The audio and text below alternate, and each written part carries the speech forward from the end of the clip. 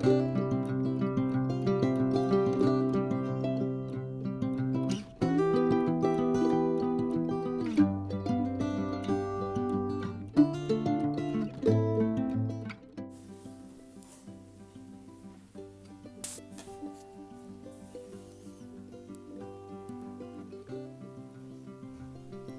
Friends, എല്ലാവർക്കും നമസ്കാരം. Welcome to magic recipes.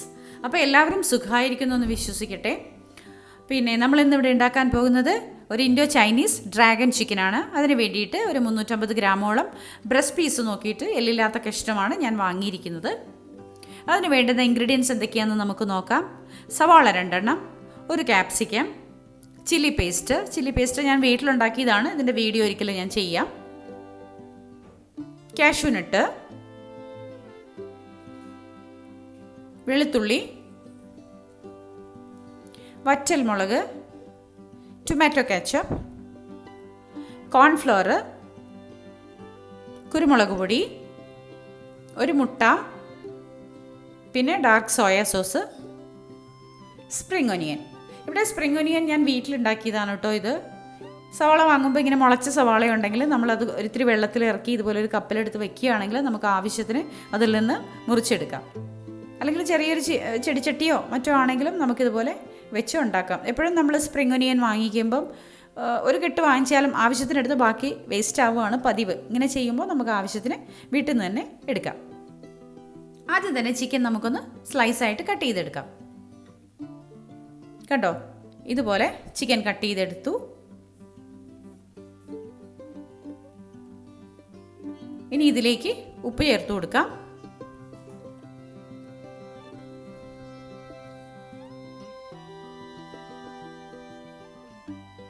ഉപ്പ് ചേർക്കുമ്പോൾ ശ്രദ്ധിക്കണം, നമ്മൾ സോയാ സോസ് ചേർക്കാനുള്ളതാണ്. അപ്പോൾ സോയാ സോസിൽ എപ്പോഴും ഉപ്പിൻ്റെ അളവുള്ളതാണ്.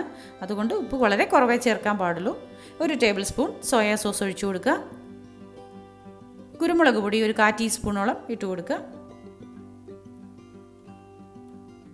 ഒരു മുട്ട, ഇതെല്ലാം കൂടി ചേർത്ത് നന്നായിട്ട് മിക്സ് ചെയ്യാം. അതിന് ശേഷമാണ് നമ്മൾ കോൺഫ്ലവർ ചേർത്ത് കൊടുക്കുന്നത്. ആദ്യം ഇതെല്ലാം ചേർത്ത് മിക്സ് ചെയ്യാം. കണ്ടോ, ഇതിന് ശേഷം നമുക്ക് കോൺഫ്ലവർ ചേർത്ത് കൊടുക്കണം. കോൺഫ്ലവർ ചേർത്ത് വീണ്ടും മിക്സ് ചെയ്യാം. ഞാനിതിൽ മൈദയും ബേക്കിംഗ് സോഡയൊന്നും ചേർക്കുന്നില്ല കേട്ടോ. അജിനോമോട്ടോ ചേർക്കില്ല, കളറ് ചേർക്കില്ല. കാരണം നമ്മളെപ്പോഴും ഹോട്ടലിൽ നിന്നൊക്കെ വാങ്ങുമ്പോൾ ഈ വക സംഭവങ്ങളൊക്കെ ഉണ്ട്. ഇതൊക്കെ തന്നെ നമ്മുടെ ശരീരത്തിന് ഹാനികരമാണ്. അപ്പോൾ വീട്ടിലുണ്ടാക്കുമ്പോൾ പ്യൂറായിട്ട് തന്നെ ഉണ്ടാക്കാം. നമുക്കിത് വറുത്തെടുക്കാം. അതിനുവേണ്ടി ഒരു കടായി വെച്ച് എണ്ണയൊഴിച്ച് ചൂടാക്കാം. സൺഫ്ലവർ ഓയിലാണ് ഞാനിത് വറുത്തെടുക്കാനായിട്ട് എടുത്തിരിക്കുന്നത്. എണ്ണ നല്ലപോലെ ചൂടായി വരട്ടെ. എണ്ണ അത്യാവശ്യം നന്നായിട്ട് ചൂടായിട്ടുണ്ട്. നല്ല ഫ്ലെയിമിൽ വെച്ച് തന്നെ നമുക്ക് ചിക്കൻ ഓരോ കഷ്ണം പിറക്കിയിട്ട് വറുത്തെടുക്കാം.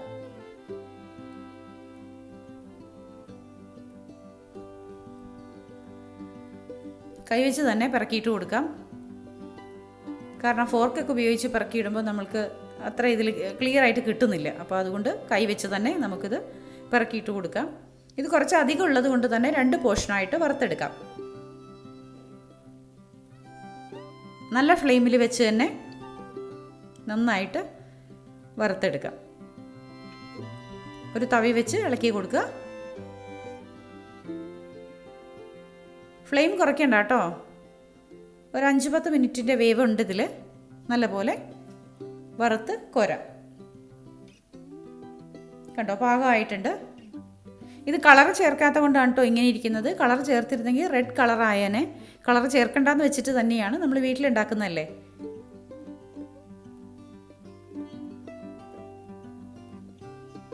അരിപ്പക്കയിൽ കോരി മാറ്റി വയ്ക്കാം. വീണ്ടും ബാക്കിയുള്ളതും കൂടി നമുക്കിതുപോലെ വറുത്തെടുക്കാം.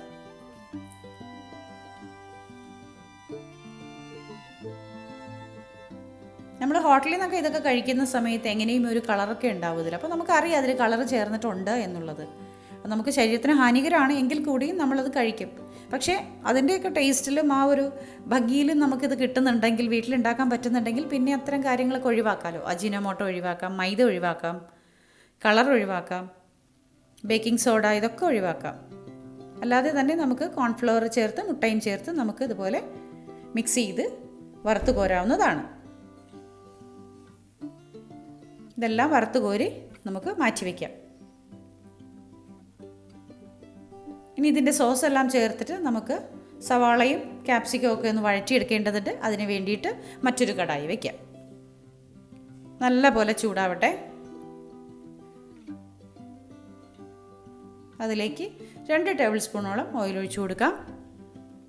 വെളിച്ചെണ്ണയിലൊന്നും ഉണ്ടാക്കരുത് കേട്ടോ. ഇത് ഓയിൽ, ഒലിവ് ഓയിലോ അങ്ങനെ എന്തെങ്കിലുമൊക്കെ ആയിരിക്കണം. 2 ടേബിൾ സ്പൂൺ ഓയിൽ ഒഴിച്ചു കൊടുത്തു. നല്ലപോലെ ചൂടായ ശേഷം നമുക്കതിലേക്ക് വെളുത്തുള്ളി ഇതുപോലെ റൗണ്ടായിട്ട് കട്ട് ചെയ്തിട്ട് ഇട്ട് കൊടുക്കാം.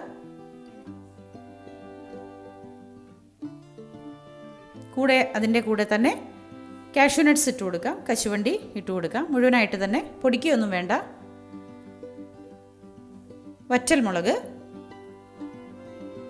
ഒരു 3 വറ്റൽമുളക് നമ്മൾ എടുത്ത് വെച്ചിട്ടുണ്ടായിരുന്നു, അത് ഇട്ട് കൊടുക്കാം. സവാള ഇതുപോലെ സ്ലൈസ് ആക്കി മുറിച്ചെടുക്കുക. വലിയ കഷ്ണമായിട്ട് കേട്ടോ, വലിയ സ്ലൈസ് ആയിരിക്കും. വളരെ തിന്നായിട്ടല്ല, കുറച്ച് തിക്കായിട്ടാണ് നമ്മളിത് മുറിച്ചെടുക്കുക. ഒന്ന് വഴറ്റിയെടുക്കാം.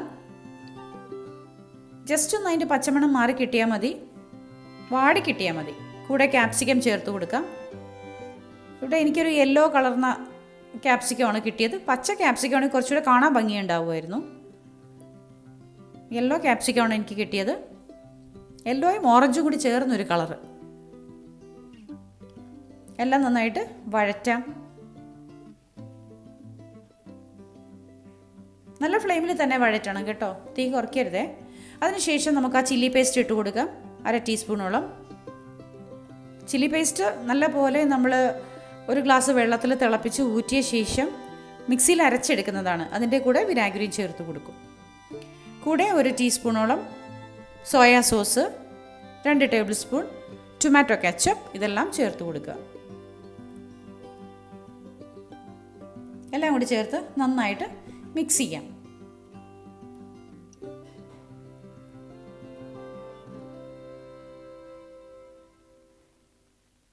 ഉപ്പ് ചേർത്ത് കൊടുക്കാം. വളരെ കുറവ് മതി.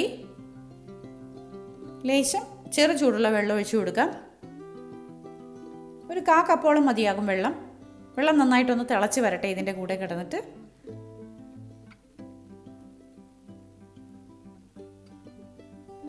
ഇനി നമുക്ക് പച്ചമുളക് ഇട്ട് കൊടുക്കാം.